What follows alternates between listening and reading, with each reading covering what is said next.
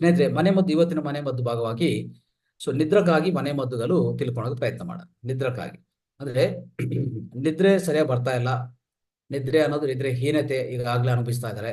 ನಾವೆಲ್ಲ ಇದ್ರ ಬಗ್ಗೆ ಎಷ್ಟೋ ಸಲ ನಾವು ಚರ್ಚೆ ಮಾಡ್ತಾ ಬಂದಿದ್ವಿ ವಿವಿಧ ಕ್ಲಾಸಸ್ ಅಲ್ಲಿ, ವಿವಿಧ ತರಗತಿಯಲ್ಲಿ. ಖಂಡಿತವಾಗಿ ನಿದ್ದೆ ಪ್ರಧಾನವಾಗಿ ಬೇಕಾಗಿರುವಂಥದ್ದು. ಯಾಕಂದ್ರೆ ಇಡೀ ದೇಹ ಪೂರ್ತಿ ಪುನರ್ವಿಮರಣ ಆಗಬೇಕು, ಇಲ್ಲಾಂದ್ರೆ ಪುನರ್ ಉತ್ತೇಜಿತ ಆಗಬೇಕು. ಉತ್ತೇಜ ಅಂದ್ರೆ ನಾವು ಉತ್ತೇಜಿತ ಮಾಡ್ಕೋಬೇಕು. ಪ್ರತಿ ಅಂಗಗಳು, ನಮ್ಮ ದೇಹದಲ್ಲಿರುವಂತ ಪ್ರತಿ ಅಂಗ ಅವಯವ ಉತ್ತೇಜಿತ ಆಗ್ಬೇಕಂದ್ರೆ ನಿದ್ದೆ ಕಡ್ಡಾಯ. ಯಾಕಂದ್ರೆ ನಿದ್ದೆ ಮಾಡುವಾಗನೇ ನಮ್ಗೆ ಬರುವಂತ ಶಕ್ತಿ, ಆ ಶಕ್ತಿ ಬಂದ್ರೇನೆ ನಮ್ಮ ಆರೋಗ್ಯ ಚೆನ್ನಾಗಿರ್ತದೆ. ಅರ್ಥ ಮಾಡ್ಕೊಳ್ಳಿ. ನಿದ್ದೆ ಮಾಡುವಾಗ ಮಾತ್ರ ಈ ಪ್ರಾಣಶಕ್ತಿ ಹೆಚ್ಚಾಗಿ ಬರ್ತದೆ ಸ್ನೇಹಿತರೆ. ಅದಕ್ಕೋಸ್ಕರ ಇಂದಿನ ತರಗತಿಯಲ್ಲಿ ನಾವು ಹೆಚ್ಚಾಗಿ ತಿಳ್ಕೊಂತ ಬಂದಿವಿ. ಆದ್ರೆ ಇವತ್ತು ಇನ್ನು ಸ್ವಲ್ಪ ನಿಮಗೆ ಮನೆ ಮದ್ದುಗಳು ತಿಳಿಸ್ಕೊಡ್ತೀವಿ, ದಯವಿಟ್ಟು ಅದು ಪಾಲನೆ ಮಾಡಿ. ಮನೆ ಮದ್ದುಗಳು ತಿಳ್ಕೊಡೋಕ್ ಮುಂಚೆ ಈ ನಿದ್ರಕ್ಕೆ ಸಂಬಂಧಿತ ಸ್ವಲ್ಪ ವ್ಯಾಖ್ಯಾನಗಳು ಏನಿದೆಯೋ ಅದು ತಿಳ್ಕೊಳಕ್ಕೆ ಪ್ರಯತ್ನ ಮಾಡ.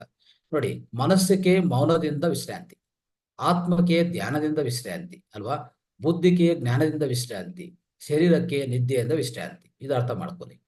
ಅರ್ಥ ಆಯ್ತಾ? ಇದು ಈ 4 ಬಹಳ ಇಂಪಾರ್ಟೆಂಟ್. ಮನಸ್ಸಿಗೆ ಎಲ್ಲಿಂದ ಬರ್ತದೆ ವಿಶ್ರಾಂತಿ? ಮೌನ ಮಾಡಿದ್ರೆ ವಿಶ್ರಾಂತಿ ಬರುತ್ತೆ. ಅಂದ್ರೆ ನಾವು ಮೌನದಲ್ಲಿದ್ರೆ ಹೆಚ್ಚು ವಿಶ್ರಾಂತಿ ಮನಸ್ಸಿಗೆ ಬರುತ್ತೆ. ಆಮೇಲೆ ನಾವು ಯಾವುದೇ ಒಳ್ಳೆ ಧ್ಯಾನ ಮಾಡಿದ್ರೆ ಆತ್ಮಕ್ಕೂ ಒಳ್ಳೆ ವಿಶ್ರಾಂತಿ ಬರುತ್ತೆ, ಆತ್ಮ ಶಕ್ತಿ ಹೆಚ್ಚು ಮಾಡ್ಕೊಂತ ಇರ್ತೀವಿ. ಜೊತೆಗೆ ಬುದ್ಧಿಗೆ ವಿಶ್ರಾಂತಿ ಬರಬೇಕಂದ್ರೆ ಹೆಚ್ಚು ಜ್ಞಾನ ನಮಗೆ ಸಿಕ್ಕಿದ್ರೆ ಅವಾಗ ಬುದ್ಧಿ ಅನ್ನೋದು ಖಂಡಿತವಾಗಿ ವಿಶ್ರಾಂತಿ ಹೊಂದುತ್ತದೆ. ಅದೇ ತರ ನಮ್ಮ ಶರೀರಕ್ಕೆ ನಿದ್ದೆ ಅನ್ನೋದು ಬಹಳ ವಿಶ್ರಾಂತಿ ಕೊಡುತ್ತೆ. ಅದಕ್ಕೆ ನಿದ್ದೆ ಅವಶ್ಯಕತೆ ಸ್ನೇಹಿತರೆ. ನೋಡಿ, ಒಂದು ಗಾದೆ ಇದೆ, ಚಿಂತ ಇಲ್ಲದವರಿಗೆ ಸಂತೆಯಲ್ಲಿ ನಿದ್ದೆ ಬರುತ್ತಂತ. ಚಿಂತ ಇಲ್ಲದವನಿಗೆ ಸಂತೆಯಲ್ಲಿ ನಿದ್ದೆ. ನೋಡಿ ಎಷ್ಟು ಅದ್ಭುತವಾಗಿದೆಯೋ. ಯಾವುದೇ ಚಿಂತೆ ಇಲ್ಲ ಅಂದ್ರೆ ಅವನು ಸಂತೆಯಲ್ಲಿ ಕೂತ್ಕೊಂಡು ನಿದ್ದೆ ಮಾಡ್ತಾ ಇರ್ತಾನೆ ಅಲ್ವಾ. ಇದು ಅದ್ಭುತವಾದ ಗಾದೆ ಅಂತ ಹೇಳ್ಬೋದು ಸ್ನೇಹಿತರೆ. ಅದೇ ತರ ಚಿಂತೆ ಮಾಡದೆ ಸಂತೆಯಲ್ಲಿ ನಿದ್ದೆ ಮಾಡುವ ಬದಲು ಚಿಂತನ ಮಾಡಿ ನಿಶ್ಚಿಂತೆಯಿಂದ ರಾತ್ರಿ ನಿದ್ದೆ ಮಾಡೋದು ತುಂಬಾ ಉತ್ತಮ. ಅರ್ಥ ಮಾಡ್ಕೊಳ್ಳಿ. ಅಂದ್ರೆ ಚಿಂತೆ ಕೂತ್ಕೊಂಡು ಸಂತೆಯಲ್ಲಿ ನಿದ್ದೆ ಮಾಡಿಲ್ಲ ಅಂದ್ರೂ ಅದು ಬದಲಾಗಿ ಚಿಂತನೆ ಮಾಡಿ ನಿಶ್ಚಿಂತೆಯಾಗಿ ರಾತ್ರಿ ನಿದ್ದೆ ಮಾಡೋದು ತುಂಬಾ ಉತ್ತಮ. ಮಾಡ್ಬೇಕಾಗತ್ತೆ. ಅವಾಗ ನಮ್ಮ ದೇಹಕ್ಕೆ ವಿಶ್ರಾಂತಿ ಸಿಗತ್ತೆ, ಅದ್ಭುತವಾದ ವಿಶ್ರಾಂತಿ ಸಿಗತ್ತೆ. ಅರ್ಥ ಮಾಡ್ಕೊಳ್ಳಿ. ಅಲ್ಪ ನಿದ್ದ ರೋಗವಾದ್ರೆ ಅತಿ ನಿದ್ರ ಮಹಾರೋಗನು ತಂದು ಕೊಡ್ತದೆ ಸ್ನೇಹಿತರೆ. ಅಲ್ಪ ನಿದ್ರೆ ಏನ್ ಮಾಡತ್ತೆ? ರೋಗ ಕೊಡತ್ತೆ. ಅತಿ ನಿದ್ರೆ ಏನ್ ಮಾಡತ್ತೆ? ಮಹಾರೋಗವನ್ನು ಕೊಡತ್ತೆ. ಅಲ್ಪ ನಿದ್ರ ರೋಗ ಕೊಟ್ರೆ ಅತಿ ನಿದ್ರೆ ಏನ್ ಮಾಡತ್ತೆ? ಮಹಾರೋಗವನ್ನು ತಂದು ಕೊಡತ್ತೆ ದೇಹಕ್ಕೆ. ಅದನ್ನು ಬಹಳ ಇಂಪಾರ್ಟೆಂಟ್, ದಯವಿಟ್ಟು ಗಮನಿಸ್ಕೊಳ್ಳಿ. ಅದಕ್ಕೋಸ್ಕರ ಹೆಚ್ಚು ಜನ ಏನ್ ಮಾಡ್ತಾರೆ ಅಂದ್ರೆ ಈಗಾಗ್ಲೇ ನಿದ್ದೆ ಕೊರತೆಯಿಂದ, ನಿದ್ದೆ ಇಲ್ಲದೆ ಒದ್ದಾಡಿ ಮಾತ್ರ ತಗೊಂಡಂತ ಆ ಪರಿಸ್ಥಿತಿಗೆ ಅವರು ಶರಣು ಆಗುತ್ತಾರೆ ಸ್ನೇಹಿತರೆ. ಇದು ಅರ್ಥ ಮಾಡ್ಕೊಳ್ಳಿ. ಹೆಚ್ಚು ಜನ ಏನ್ ಮಾಡ್ತಾ ಇದ್ರೆ ನಿದ್ದೆ ಬರ್ತಾ ಇಲ್ಲ ಅಂತ ಹೇಳ್ಬಿಟ್ಟು ಮಾತ್ರೆಗಳು ತಗೊಂಡು ಮಾತ್ರೆಗಳ ಸೇವನೆ ಮಾಡಿ ನಿದ್ದೆ ಮಾಡಕ್ಕೆ ಪ್ರಯತ್ನ ಮಾಡ್ತಾ ಇದ್ರೆ. ಆಮೇಲೆ ಇನ್ನು ಸ್ವಲ್ಪ ಜನ ಹಗಲು ಹೆಚ್ಚು ನಿದ್ದೆ ಮಾಡೋದು ದೇಹಕ್ಕೆ ತೀವ್ರ ದೌರ್ಬಲ್ಯ ಸ್ನೇಹಿತರೆ, ಒಂದು ವೀಕ್ನೆಸ್ ಕೊಡುತ್ತೆ. ಹೆಚ್ಚು ನಿದ್ರೆ ಮಾಡಿದ್ರೆ ಹಗಲು ಟೈಮಲ್ಲಿ. ಅರ್ಥ ಮಾಡ್ಕೊಳ್ಳಿ.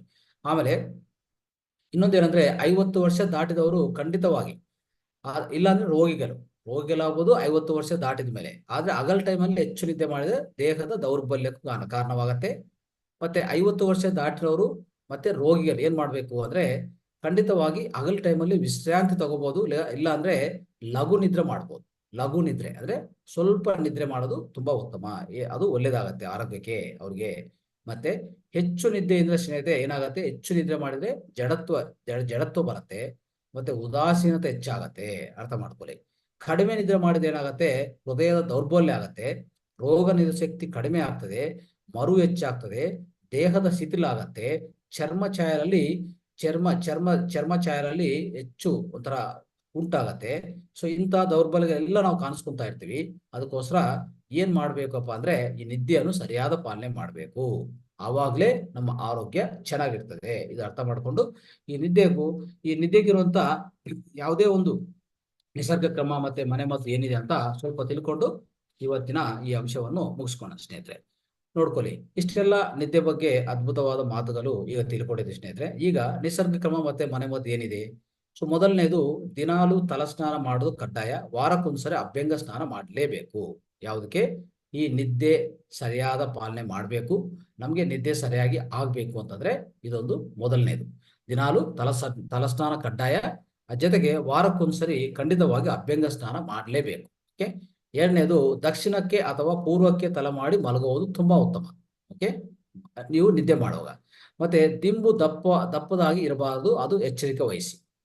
ದಿಂಬು ಅನ್ನೋದು ದಪ್ಪದಾಗಿ ಇರಬಾರದು. ಓಕೆ, ಇದು ಎಚ್ಚರಿಕೆ ವಹಿಸಿ. ಆಮೇಲೆ ಮೂರನೇದು, ನಿತ್ಯ ವ್ಯಾಯಾಮ, ಸೂರ್ಯ ನಮಸ್ಕಾರಗಳು, ಮತ್ತೆ ಹಾಗೂ ಯಾವುದೇ ಶ್ರಮದಾಯಕ ಕೆಲಸ, ಒಂದು ಪರಿಶ್ರಮ ಮಾಡಿ ಸ್ನೇಹಿತರೆ. ಹಗಲ್ ಟೈಮಲ್ಲಿ ಏನ್ ಮಾಡಬೇಕು, ಹಗಲ್ ಟೈಮಲ್ಲಿ ಪರಿಶ್ರಮ ಮಾಡಿ, ಗಾರ್ಡನಿಂಗ್ ಮಾಡಿ. ನೀವು ಯಾವುದೇ ರಿಟೈರ್ಮೆಂಟ್ ಆಗಿ ಮನೇಲಿದ್ರೆ ಒಂದು ಗಾರ್ಡನಿಂಗ್ ಮಾಡಿ, ಅಡಿಗೆ ಮಾಡಿ, ಯಾವುದೋ ಒಂದು ಕೆಲಸ ಮಾಡಿ. ಕೆಲಸದಲ್ಲಿ ಒಂದು ಪರಿಶ್ರಮದಲ್ಲಿ ತೊಡಗಿಸ್ಕೊಳ್ಳಿ. ಅವಾಗ ತೊಡಗಿಸ್ಕೊಳ್ಳುವಾಗ ಏನಾಗುತ್ತೆ, ಖಂಡಿತವಾಗಿ ನಿಮ್ಗೆ ಒಳ್ಳೆ ನಿದ್ದೆ ಬರುತ್ತೆ ನೈಟಲ್ಲಿ. ಅಂದ್ರೆ ರಾತ್ರಿ ವೇಳ ನಿಮ್ಗೆ ನೀವು ಸಾಧ ಸಮಯದಲ್ಲಿ ಒಳ್ಳೆ ನಿದ್ದೆ ಬರ್ಬೇಕಂದ್ರೆ ಇದೆಲ್ಲ ಮಾಡ್ಬೇಕು. ನಿತ್ಯ ವ್ಯಾಯಾಮ ಇರಬೇಕು, ಸೂರ್ಯ ನಮಸ್ಕಾರಗಳು ಮಾಡಬೇಕು, ಯಾವುದೇ ಒಂದು ಶ್ರಮದಾಯಕ ಕೆಲಸ ಮಾಡಲೇಬೇಕು. ಇದು ಅರ್ಥ ಮಾಡ್ಕೊಳ್ಳಿ. ಅದು ಸಹಜ ನಿದ್ರಕ್ಕೆ ಉಪಕಾರಿ ಆಗತ್ತೆ. ನಾಲ್ಕನೇ ನಿಸರ್ಗ ಕ್ರಮ ಇಲ್ಲ ಮನೆ ಮದ್ದು ಅನ್ಕೊಳ್ಳಿ. ಮಲಗುವಾಗ ನಿದ್ರೆ ಬರ್ತಾ ಇಲ್ಲ ಅಂತಂದ್ರೆ ಏನ್ ಮಾಡ್ಬೇಕು ಅಂದ್ರೆ, ಎರಡು ಪಾದಕ್ಕೆ ಸ್ವಲ್ಪ ಬಿಸಿ ನೀರು ಹಾಕೋಬೇಕಾಗತ್ತೆ. ಅವಾಗ ನಿಮ್ಗೆ ನಿದ್ದೆ ಉಪಕ್ರಮಣ ಚೆನ್ನಾಗಿರ್ತದೆ. ಅರ್ಥ ಮಾಡ್ಕೊಳ್ಳಿ. ಅದು ಬಿಸಿ ನೀರು ಅನ್ನೋದು 2 ಪಾದಗಳ ಮೇಲೆ ಹಾಕೊಳ್ಳಿ. ಆಮೇಲೆ ನಿದ್ರೆಗೆ ಯಾವುದೇ ರೀತಿಯಲ್ಲಿ ಮಾತ್ರ ಸೇವಿಸಬಾರ್ದು. ನಿದ್ರೆ ಬರ್ಬೇಕಂತ ಯಾವುದು ಮಾತ್ರ ಸೇವಿಸಕ್ ಹೋಗ್ಬೇಡಿ. ಅದು ಬದಲಾಗಿ ಗಸಗಸ ಪಾಯಸ ಸೇವಿಸಬಹುದು, ಅದು ತುಂಬಾ ಉತ್ತಮ.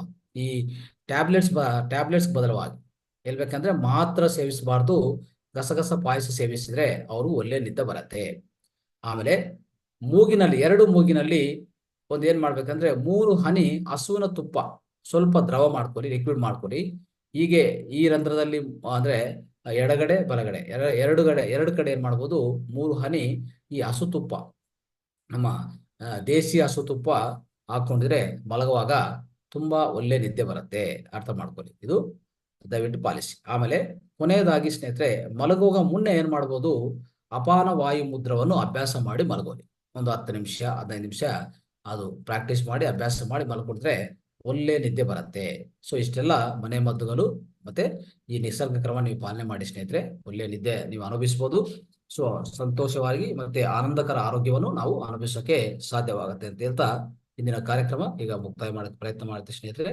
ಎಲ್ಲರಿಗೂ ಧನ್ಯವಾದಗಳು ಮತ್ತೆ ನಮಸ್ತೆ.